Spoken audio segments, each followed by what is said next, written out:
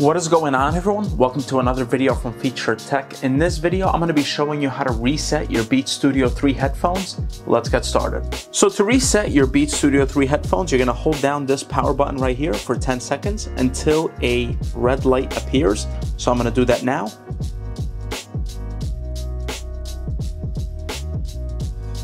As you can see, the red light is blinking right here, and that means it's been reset and it's ready to be paired to your device. So this was my video on how to reset your Beats Studio 3 headphones. If this video was helpful, make sure to like and subscribe. And if you have any questions, leave them down below. Hope you have a great day. Take care.